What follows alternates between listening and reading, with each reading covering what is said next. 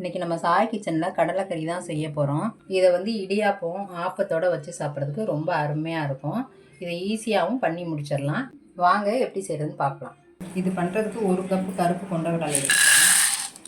தண்ணி ஊற்றி ஊற வச்சுக்கலாம். நீங்கள் நைட்டு பண்ணுறதுனா காலையில் ஊற வச்சுருங்க.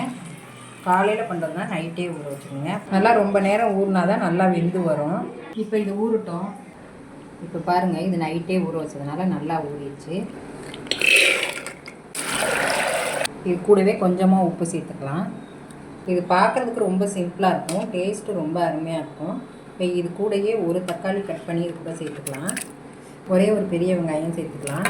இந்த மாதிரி கட் பண்ணி சேர்த்துக்கோங்க. கூடவே 1/2 ஸ்பூன் மிளகாத்தூள் சேர்த்துக்கலாம். 1 ஸ்பூன் அளவுக்கு மல்லித்தூள் சேர்த்துடலாம். வீட்டில் அரைச்ச கறி மசாலா தூள் 1/2 ஸ்பூன் சேர்த்துக்கலாம். கடையிலையும் கிடைக்கும், அது கூட வாங்கி சேர்த்துக்குங்க, நல்லாயிருக்கும். கூடவே 1/4 டீஸ்பூன் மஞ்சள் சேர்த்துடலாம்.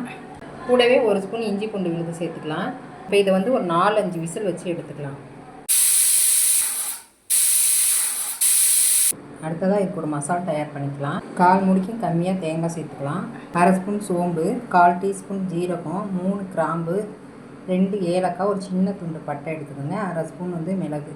இது எல்லாம் ஒன்றா சேர்த்து ஃபைன் பேஸ்ட்டாக அரைச்சி எடுத்துக்கலாம். இந்த அளவுக்கு பேஸ்ட்டாக அரைச்சி வச்சுக்கலாம். விசில் போனதையும் எடுத்துக்கலாம். இப்போ பாருங்கள், நல்லா சாஃப்டாக வெந்திருக்கு. இது கூடயே அரைச்சி வச்ச பேஸ்ட்டு சேர்த்துக்கலாம். ஏற்கனவே கொண்டக்கடையில் உப்பு சேர்த்து தான் வேக வச்சுருக்கோம். இப்போ கொஞ்சமாக உப்பு சேர்த்துடலாம். இப்போ இதையும் 2 விசில் வச்சு எடுத்தாச்சு. தாளிச்சதை இது கூட சேர்த்துடலாம். இப்போ இது சூப்பராக ரெடி ஆகிடுச்சு. இதை ஒரு பவுலுக்கு மாற்றிக்கலாம்.